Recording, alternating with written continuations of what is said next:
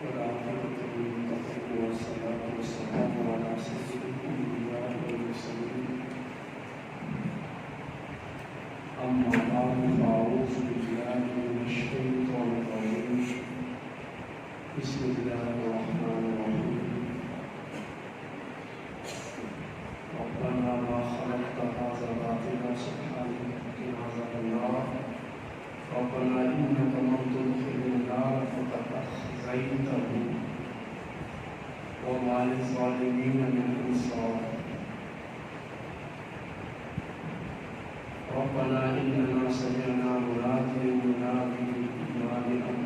آمنوا بربكم فآمنا ربنا فاغفر لنا ذنوبنا وكفر عنا سيئاتنا وتوفنا مع الأبرار ربنا وآتنا ما وعدتنا على رسلك ولا تخزنا يوم القيامة إنك لا تخلف الميعاد صدق الله العظيم إن الله وملائكته يصلون على النبي يا أيها الذين آمنوا صلوا عليه وسلموا تسليما اللهم صل على سيدنا ومولانا محمد وعلى آل سيدنا ومولانا محمد وبارك وسلم عليه الصلاة والسلام عليك يا سيدي يا رسول الله وعلى آلك وأصحابك يا سيدي يا حبيب الله الصلاة والسلام عليك يا سيدي يا شفيع المذنبين وعلى آلك وأصحابك يا سيدي يا رحمة للعالمين حمد و ثنا و درود و سلام کے بعد یہود و نصارہ کا کردار اللہ رب العزت نے بیان فرمایا اور اسی کے ضمن میں منافقین کا بھی کردار یہود و نصارہ اور منافقین عمل کرتے نہیں ہیں اور چاہتے یہ ہیں کہ ان کی تعریف عمل کرنے والوں سے بھی بڑھ کر ہو ان جیسی ہو یا ان سے بڑھ کر تعریف ہو خود ستائی اور خود نمائی کا شکار ہے اور ان کے مقابل اللہ رب العزت نے اہل ایمان کا ذکر کیا اور فرمایا اولو الالباب یہ عقل والے ہیں یہی فہم و دانش والے ہیں جو اللہ کو یاد کرتے ہیں قیام و قعودا کھڑے ہو کر اور بیٹھ کر یعنی نماز میں قیام کرتے ہیں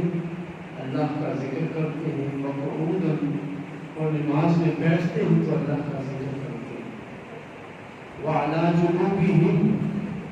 اور بہنوں پر بھی اللہ کا ذکر کرتے ہیں یعنی جب یہ بیمار پڑ جاتے ہیں بیٹھ نہیں سکتے کھڑے نہیں ہو سکتے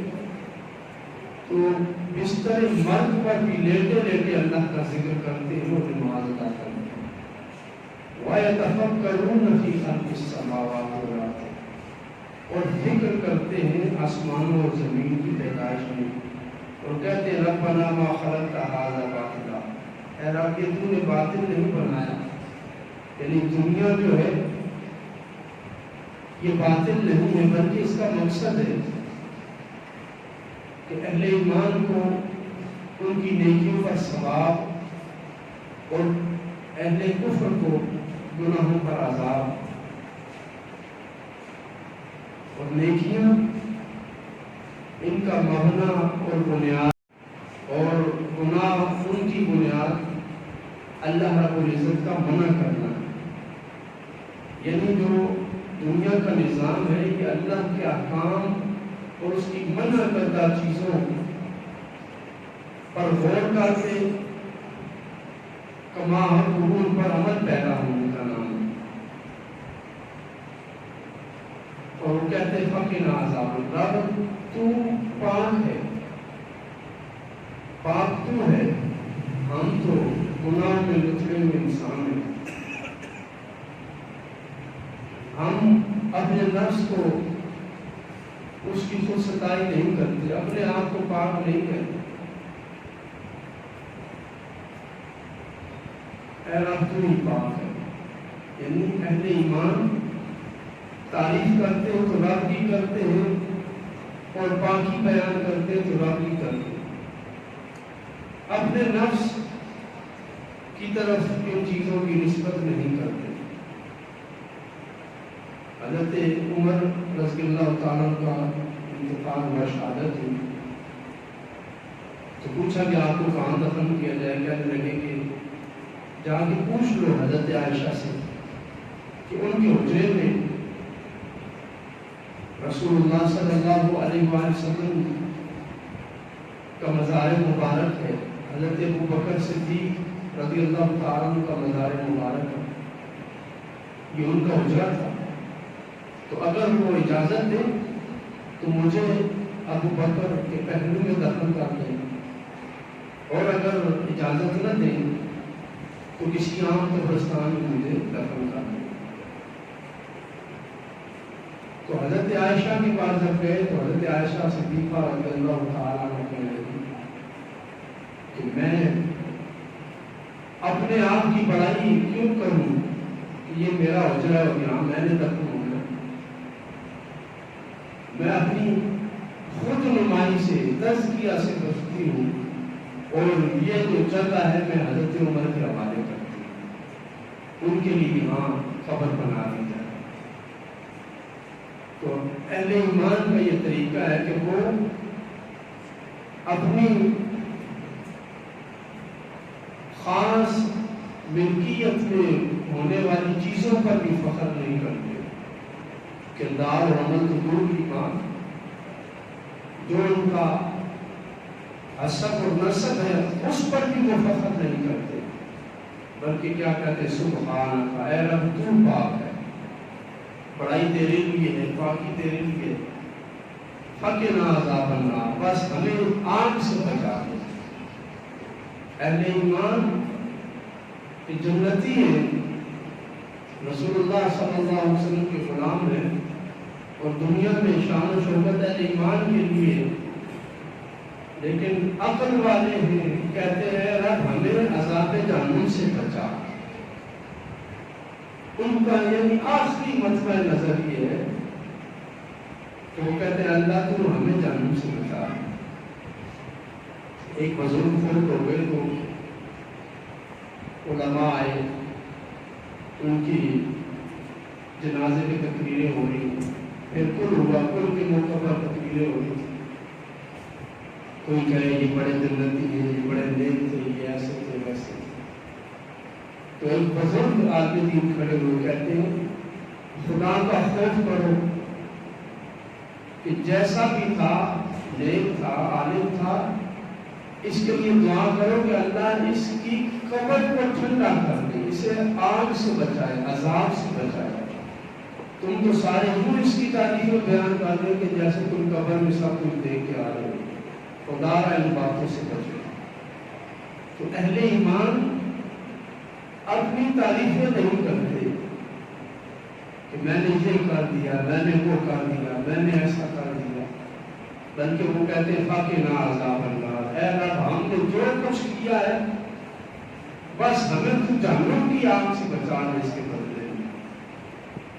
بس یہی ہمارے لیے کافی ہے، ہمیں آگ کے عذاب سے بچا، ہم اس سے بچنا چاہتے ہیں۔ کیوں کہ جہنم کا عذاب، جہنم اللہ کی ناراضگی کی علامت ہے، جہنم اللہ کے غضب اور غصے کا مظہر ہے۔ تو اہل ایمان کہتے ہیں اللہ ہمیں اپنی رضا میں رکھ، اور اپنے نافرمانی سے بھی بچا، اور اپنی ناراضگی سے بھی بچا، کہ جس کا اصل ٹھکانہ جہنم ہے اس سے ہمیں بچا، کہ جو جہنم سے بچ گیا وہ تیری رضا پا گیا۔ تو اس لیے اہل ایمان جہنم سے بچتے ہیں، اور جہنم سے بچنے کا مطلب یہ ہے کہ ہر اس کام سے اپنے آپ کو بچاتے ہیں جو جہنم کی طرف لے جاتا ہے، جو جہنم کی طرف لے جاتا ہے۔ ہم کر تو گناہ نہیں ہوتے، پھر کہتے ہیں اللہ بڑا غفور رحیم۔ وہ کہا فرماتے کہ بندہ گناہ کر رہا ہو اور کہے کہ اللہ غفور رحیم ہے، تو یہ کفر ہے، کہ اللہ منتقم بھی ہے، جبار بھی ہے، قہار بھی ہے، کہ اس کا جبار، قہار اور منتقم ہونا گناہوں کی وجہ سے ہے۔ تو گناہوں سے مومن اپنے آپ کو بچاتے ہیں، اس کے بدلے میں انہیں اللہ کی رحمت ملتی ہے۔ اسی لیے شریعت اسلامیہ کا یہ قاعدہ ہے کہ حرام کام سے پہلے، گناہ کرنے سے پہلے بسم اللہ نہیں پڑھنی، حرام کام کرنے سے پہلے بسم اللہ پڑھنا بھی کفر ہے۔ کہ بندہ کر حرام رہا ہے، شراب پینے لگا اور بسم اللہ پڑھ رہا ہے، یہ کفر ہے۔ کیوں کہ اللہ نے اس کو حرام کیا ہے۔ اب اس پر، حرام چیز پر بسم اللہ پڑھنا یہ اس طرح کفر ہے کہ اللہ نے جس چیز کو حرام قرار دیا، بندہ بسم اللہ تو حلال کام سے پہلے پڑھتا ہے، تو حرام کو حلال کر کے وہ سمجھ رہا ہے کہ میں یہ بسم اللہ پڑھوں گا تو یہ حلال ہے،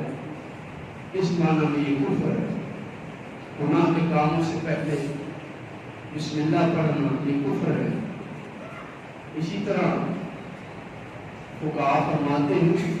کہ کوئی چوری کے سفر پہ جا رہا ہو تو اس سفر کی دعا بھی نہیں پڑھنی چاہیے، یہ بھی کفر ہے۔ بہرحال اہل ایمان کے پیش نظر سے یہ ہوتا ہے کہ اللہ ہمیں عذاب جہنم سے بچا، وہ اپنی صفائی اور خود نمائی کی طرف نہیں جاتے۔ آج ہم کیا کہتے ہیں، ہم پر اللہ کا بڑا کرم ہے، کیوں تم ہوا میں اڑنے لگ پڑے کہ تم پر اللہ کا کرم ہو گیا۔ اللہ رب العزت کہتا ہے عقل والے کو، تو کہتے ہیں یا اللہ ہمیں عذاب جہنم سے بچا، ہمیں آگ سے بچا، کہ جو آگ سے بچ گیا تھا حقیقت وہی کامیاب ہے۔ اور اللہ رب العزت فرماتا ہے وہی عقل والا ہے جس کی زبان پر عذاب سے بچنے کی دعا ہو۔ ربنا انک من تدخل النار فقد اخزیتہ، اے اللہ جس کو تم نے جہنم میں داخل کیا، فقد اخزیتہ، حقیقت میں اس کو تم نے ذلیل و رسوا کیا، حقیقت میں ذلیل و رسوا ہوا جو جہنم میں گیا۔ یعنی دنیا کی یہ ذلت اور رسوائی، اور اہل دنیا کے سامنے جو اہل ایمان کی ذلت اور رسوائی ہے، یہ کچھ معنی نہیں رکھتا کہ اللہ ہم فقیر ہیں، غریب ہیں، مسکین ہیں، محتاج ہیں، در در کی ٹھوکریں کھاتے ہیں،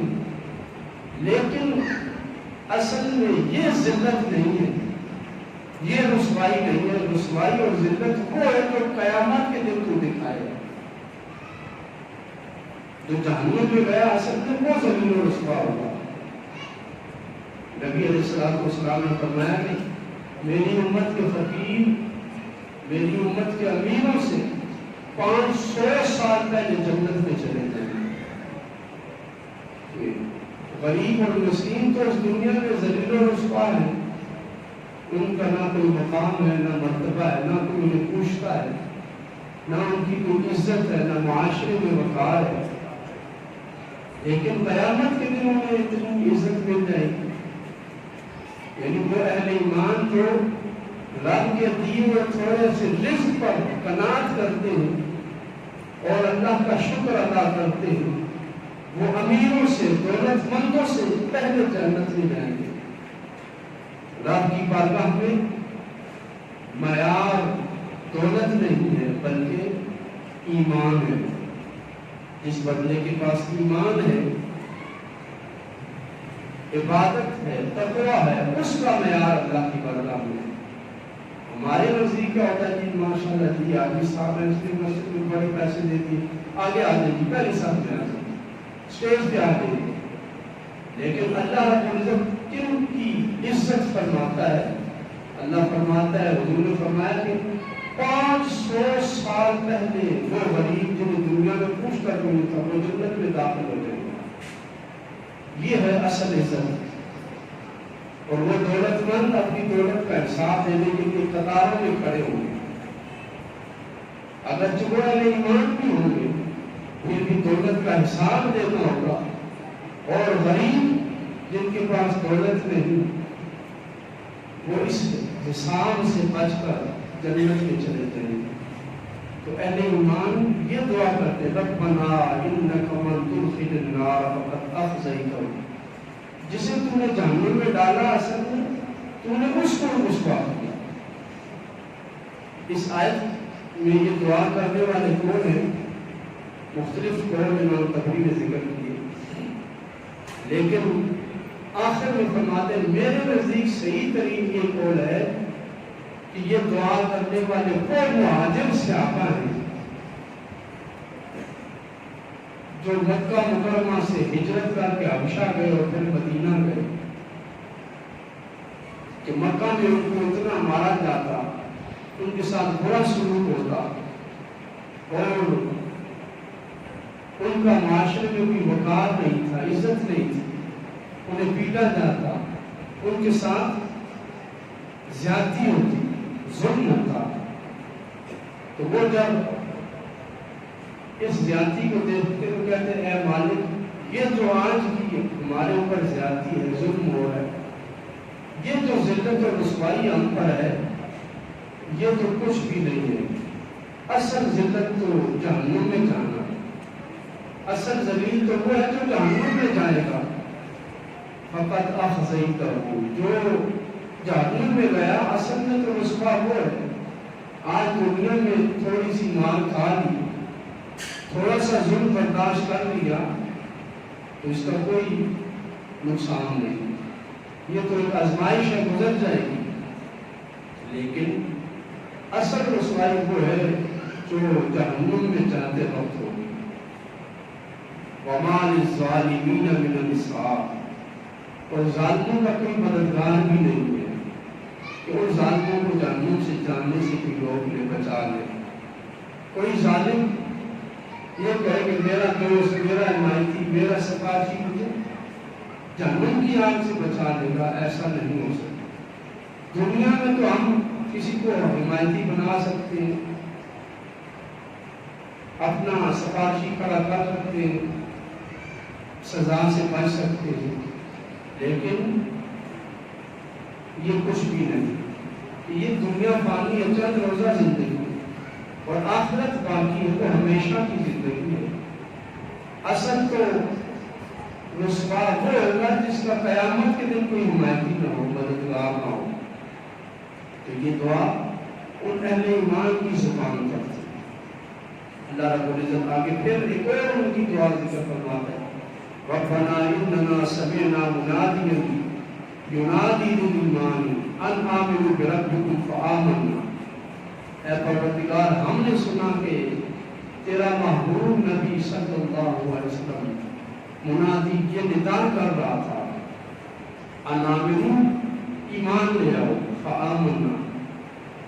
اے رب ہم تجھ پہ ایمان لے آئے، ربنا فاغفر لنا ذنوبنا، اے پروردگار ہمارے گناہ معاف فرما، وکفر عنا اور معاف فرما، دور فرما سیئاتنا ہماری سیئات، ہمارے برے اعمال، وتوفنا مع الابرار اور ہمیں نیکوں کے ساتھ موت عطا فرمانا، وتوفنا مع الابرار ہمیں نیکوں والی موت عطا فرمانا، ہمیں گناہگاروں والی موت سے بچا۔ یعنی عقل والے جو ہیں وہ یہ دعا کرتے ہیں۔ اب مہاجرین سے آقا کی جب داستان پڑے ان کے ساتھ کیا کیا ظلم ہوئے اور کس ماحول میں انہوں نے یہ دعائیں کی کہ حضرت عمار کی والدہ کے پیٹ میں نیزے مارے گئے، اونٹوں کے ساتھ باندھ کے مخالف سمتوں میں کھینچا گیا، جسم کے ٹکڑے کر دیے گئے۔ ان نیکوں کی موت جنہوں نے دیکھی، شہادت دیکھی، تو وہ یہ دعا کرنے اے اللہ ہمیں ان جیسی موت عطا فرما، ہمیں وہ موت نہ دے جو بستر پہ آئے ایڑیاں رگڑ رگڑ کے، ہمیں ایسی موت عطا فرما کہ تو خوش ہو، تو راضی ہو۔ حضور علیہ السلام کے ایک صحابی جن کو سولی میں لٹکا دیا گیا، زندہ تھے، اور کفار نے کہا آ جاؤ اپنا اپنا بدلہ لے لو۔ ہزاروں کی تعداد میں دشمن تھا، کسی کے پاس تلوار ہے، کسی کے ہاتھ میں پتھر ہے، کسی کے ہاتھ میں نیزہ ہے، نیزے والا نیزہ آ کے مارتا ہے، پتھر والا پتھر مارتا ہے، تلوار والا آ کے جسم کا کوئی ایک حصہ کاٹ کے لے جاتا ہے، گوشت کاٹ کے لے جاتا ہے۔ وہ کہتے ہیں آپ کی وقت ہے کہ پھر جاؤ، ہماری طرف آ جاؤ، چھوڑ دیں، لیکن وہ ان کی زبان کو پھر ہے لا الہ الا اللہ محمد رسول اللہ وَتَوَفَّنَا مَعَ الْأَبْرَارِ۔ اے اللہ ہمیں ابرار جیسی موت عطا فرما، ہمیں نیکوں والی موت عطا فرما کہ جو تیری راہ میں شہید ہو کر تیری بارگاہ تک پہنچ گئے۔ وہ کیا کہتے ہیں؟ اے مالک ہم نے منادی کو سنا کہ ایمان لے آؤ، تو ہم ایمان لے آئے، ہم نے کفر چھوڑ دیا، اور اس کے بدلے میں ہمیں ذلت ملی، رسوائی ملی، ہم پر ظلم کیا گیا، ستایا گیا ہمیں۔ حضرت بلال حبشی رضی اللہ تعالی عنہ کی زبان پہ گرم انگارے رکھے جاتے، انگاروں پر لٹا دیا جاتا، چربی پہنے لگتی جسم سے، لیکن پھر بھی آپ احد احد کہتے ہیں، اللہ احد اللہ احد۔ یہ ظلم ستم برداشت کیا تو اللہ رب العزت نے فرمایا کہ ان کو جنہوں نے دیکھا وہ کہتے ہیں اللہ ہمیں ایسی شان عطا فرما کہ ہمارے گناہ معاف فرما، ہمیں برائیوں سے دور رکھ، اور نیکوں والی موت ہمیں عطا فرما۔ یعنی قیامت کے دن ہمیں ابرار میں اٹھا۔ ابرار کون ہوتے؟ نیک جو اپنی عبادت اور اطاعت سے اللہ کو راضی کر لیتے ہیں، اللہ کو راضی کر لیتے ہیں اور اللہ ان سے راضی ہو جاتا ہے۔ تو اہل ایمان یہ دعا کرتے ہیں، ربنا اننا سمعنا منادی ینادی للایمان ان آمنوا بربکم فآمنا ربنا فاغفر لنا ذنوبنا وکفر عنا سیئاتنا وتوفنا مع الابرار ربنا وآتنا ما وعدتنا على رسلك۔ اور آخر بھی کہتے ہیں اللہ ہمیں وہ عطا فرما جس کا وعدہ تو نے اپنے رسولوں کے ساتھ کیا، جس کا وعدہ تو نے اپنے رسولوں کے ساتھ کیا، یعنی اپنے رسولوں اور نبیوں کو جس طرح تو نے ظالموں کو چنگل سے بچایا اور انہیں فتح عطا فرمائی، انہیں غلبہ عطا فرمایا،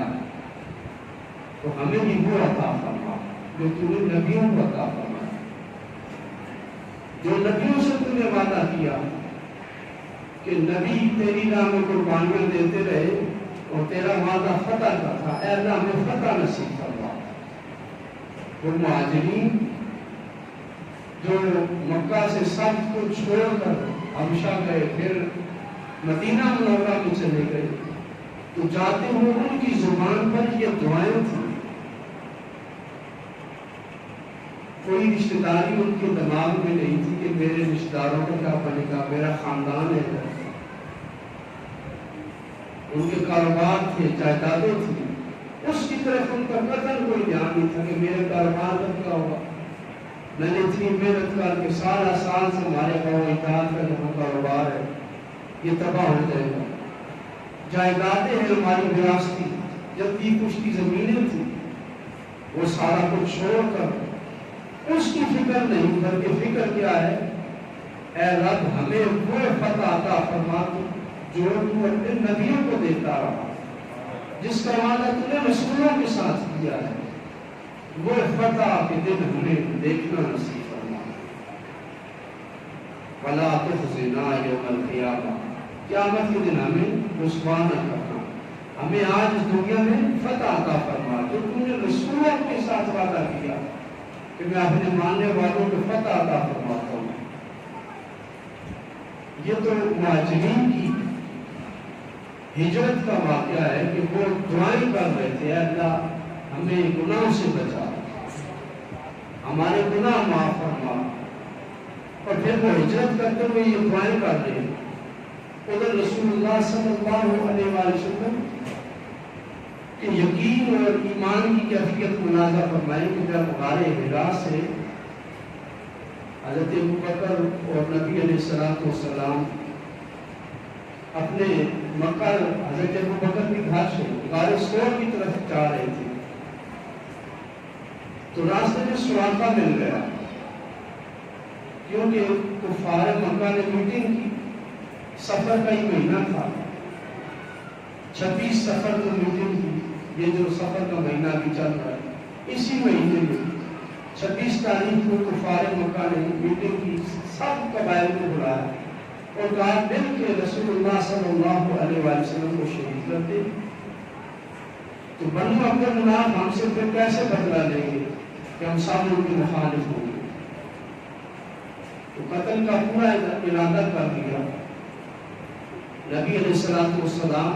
اللہ رب العزت نے ہجرت کی اجازت فرمائی اور اس منصوبے سے آگاہ فرما دیا۔ نبی علیہ السلام 27 اکتوبر کو حضرت ابوبکر کو ساتھ لے کر رات کی تنہائی میں، ایک حضرت ابوبکر کے خاندان کو پتا تھا اور ایک حضرت علی المرتضیٰ کو پتا تھا کہ رسول اللہ صلی اللہ علیہ وسلم تشریف لے جا رہے ہیں۔ 27 اکتوبر کو حضور تشریف لے گئے، کفار مکہ کے ارادہ قتل اور منصوبے کے مطابق اللہ رب العزت نے آگاہ فرمایا۔ ادھر منصوبہ کیا تھا کہ جو قتل کرے گا نعوذ باللہ من ذالک حضور علیہ السلام کو اسے قیمتی اونٹ تحفے میں دیے جائیں گے۔ کسی نے 100 اونٹ کا وعدہ کیا، کسی نے 300 اونٹوں کا کہا، کسی نے 1000 اونٹوں کا کہا۔ نبی علیہ السلام کے سر مبارک کی قیمت انہوں نے مقرر کر اور حضور علیہ السلام رات کی تاریخی میں حضرت ابوبکر کو ساتھ لے گا۔ حضرت ابوبکر سے فرمایا، جب حضرت ابوبکر عظیم الجلال میں بھی ہجرت کر کے حضور نے فرمایا ابھی نہیں، اللہ تیرے لیے بہترین رفیق سفر کا انتخاب فرما رہا ہے، تم اپنے گھر میں ٹھہرو۔ حضرت ابوبکر اور آپ کا پورا خاندان رات کو جاگ رہے تھے کہ حضور تشریف لے آئے کہ ابوبکر چلو۔ حضرت ابوبکر نکلے اور چل دیے۔ اب ادھر کفار مکہ نے اونٹوں کے لالچ میں، دولت کے لالچ میں اپنے گھوڑے دوڑائے کہ میں جا کے پکڑ لوں، میں جا کے پکڑ لوں۔ قسمت دیکھیے سراقہ، یہ بعد میں مسلمان ہوئے، اس وقت اپنا نیزہ اور تلوار ساتھ کیا، گھوڑے پہ نکلے اور یہ حضور علیہ السلام تک پہنچ گئے۔ سراقہ بن مالک بن جاشم یہ نبی علیہ السلام کے پاس پہنچ گئے اور قریب ہی تھے، 2-3 قدم کے فاصلے پر کہ حضور نے دیکھ لیا تو حضور نے فرمایا، اے سراقہ تم اپنا ارادہ بدل لو، واپس چلے جاؤ۔ تو سراقہ نے ارادہ نہ بدلا بلکہ مزاحمت کرنے لگا، تو کیا دیکھا کہ اس کے گھوڑے کے جو پاؤں تھے وہ زمین میں دھنسنا شروع ہو گیا۔ گھوڑا زمین میں دھنس رہا ہے، زمین نے پکڑ لیا تو ارادہ بدل گیا۔ پھر ارادہ آیا کہ اگر مال و دولت ہے تو پھر مال و دولت جب دیکھی تو پھر قتل کا ارادہ کیا، تو پھر زمین نے پکڑ لیا۔ پھر تیسری بار بھی ایسا ہی ہوا، زمین نے پکڑ لیا تو کہنے لگا میں پکی توبہ کرتا ہوں، اب آپ کے بارے میں کسی کو نہیں بتاؤں گا، بلکہ جو آئے گا میں اس کو دوسرا راستہ بتاؤں گا۔ اس طرف گئے نہیں۔ تو نبی علیہ السلام نے فرمایا، اے سراقہ آج تو نے اہل مکہ کی دولت کو ٹھکرایا ہے، ان کی پیشکش کو تو نے اللہ کے نبی کی خاطر ٹھکرا دیا ہے۔ جہاں تو جو خوشخبری ہے وہ وقت کتنا حسین ہوگا جب کیسر و کسرا کے بادشاہوں کے عالی شان سونے سے بنے ہوئے کنگن تیرے ہاتھ میں چمک رہے ہوں۔ میں وقت میں دیکھ رہا ہوں کہ تیرے ہاتھ میں بادشاہ کے کنگن چمک رہے ہوں گے. تو غور فرمائیے کہ ابھی رسول اللہ صلی اللہ علیہ وسلم مکہ سے اپنی جان بچا کر حضرت ابوبکر صدیق کو ساتھ لے کر انتہائی خاموشی کے ساتھ رازداری کے ساتھ نکل رہے ہیں اور ابھی اپنی پناہگاہ کی طرف تشریف لے جا رہے ہیں مدینہ کی طرف. خود ہاتھ میں کچھ بھی نہیں ہے لیکن ایمان کی یہ کیفیت ہے کہ حضور دیکھ رہے ہیں کہ اے سراقہ وہ وقت آئے گا کہ جب کیسر اور کسریٰ فتح ہوں گے اور تیرے ہاتھ میں وہ کنگن ہوں گے. یہ ایمان اور یقین کی کیفیت ہے کہ اللہ کی ذات پر پختہ ایمان ہے کہ اللہ جو ہے وہ ہمیں فتح عطا فرمائے. اور پھر یہی صحابہ کی زبان پہ تھا ربنا وآتنا ما وعدتنا علی رسلک. اے رب جو تم نے رسولوں سے وعدہ فرمایا وہ ہمیں دکھا, وہ فتح ہمیں نصیب فرما. پھر سراقہ کے ساتھ کیا ہوا؟ حضور علیہ السلام کا انتقال ہو گیا, آپ کا وصال ہو گیا. حضرت ابوبکر خلیفہ بنے, پھر حضرت عمر بنے, پھر کیسر اور کسریٰ کی سلطنت فتح ہو گئی. جب مال غنیمت آیا تو حضرت عمر رضی اللہ تعالیٰ عنہ مال غنیمت میں دیکھا سونے کے کنگن تھے, تو آپ نے فرمایا سراقہ کو بلایا جائے. سراقہ آیا تو حضرت عمر نے کہا اے سراقہ وہ کنگن نے کہا ان کو سال پاسا رسول اللہ صلی اللہ علیہ وسلم. اے سراقہ یہ کنگن سونے کے ہاتھ میں پہن کہ تجھے رسول اللہ یہ کنگن پہنا رہے ہیں. اس رات کو ابوبکر ساتھ عمر تو تھے نہیں. پھر حضرت عمر کو کیسے پتا چلا؟ یقیناً حضور نے جو بشارت دی تھی حضرت عمر کو کہ تیرے ہاتھ سے یہ ملک فتح ہوگا, بادشاہ کے جو قیمتی لباس ہے اس کے قیمتی ترین سونے کے کنگن سراقہ کو پہنائیں گے. مرد کے لیے سونا حرام ہے. کسی صحابی نے حرام ہونے کے بعد کبھی سونے کو ہاتھ بھی نہیں لگایا. تو یہ موقع آیا تو حضور علیہ السلام کی بشارت کے مطابق حضرت سراقہ کو وہ سونے کے کنگن عطا کیے گئے اور آپ نے ہاتھ میں پہنے اور صرف اسی دن پہنے. پھر اس کے بعد اتار دی, یہ نہیں کہ پھر پوری زندگی پہنے لگے, پھر ان کو اتار دیا. جو سونا حضور نے حضرت سراقہ کو پہنایا وہ بھی ایک لمحے کے لیے تھا. قربان نہیں صحابہ کرام رضوان اللہ تعالیٰ علیہ اجمعین دین پر عمل کرنے کے جذبے کے کہ صرف اس ایک موقع کے علاوہ کبھی سراقہ نے بھی سونا نہیں پہنا تو پھر کسی اور کے لیے بھی اس امت میں حلال نہیں ہو سکتا. مالک کائنات ہمیں دین پر عمل کا جذبہ دے اور کہتے ہیں لا تخزنا یوم القیامہ, اے رب ہمیں قیامت کے دن رسوا نہ کرنا کہ دنیا کی رسوائی, یہاں کی ناکامی, یہاں ناکام ہو جانا, ہار جانا, شکست ہو جانا, یہ تو کوئی معنی نہیں رکھتا. اصل شکست تو قیامت کی شکست ہے, اصل رسوائی قیامت کی رسوائی ہے. مالک کائنات ہمیں دین کی خاطر دین کے ساتھ کھڑا ہونے کی توفیق عطا فرمائے. اگرچہ دین کے معاملات میں کھڑا ہونے کے حق کے ساتھ کھڑا ہونے کے لیے وقتی ذلت ہو, رسوائی ہو, ظلم و زیادتی بھی برداشت کرنی پڑے اور پھر شکست بھی ہو, اس کا خطرہ بھی ہو, پھر بھی بندہ حق کے ساتھ کھڑا ہو جائے کہ وہ حق کے ساتھ کھڑا ہے تو قیامت کے دن اللہ کی رضا کا باعث ہے. لیکن یہاں اگر نہ حق باطل کے ساتھ کھڑا ہو گیا تو قیامت کے دن یہی باطل کے ساتھ کھڑا ہونا جان لیوا ثابت ہوگا, جہنم کا باعث ہوگا. مالک کائنات ہمیں حق پسندی کی توفیق عطا فرمائے.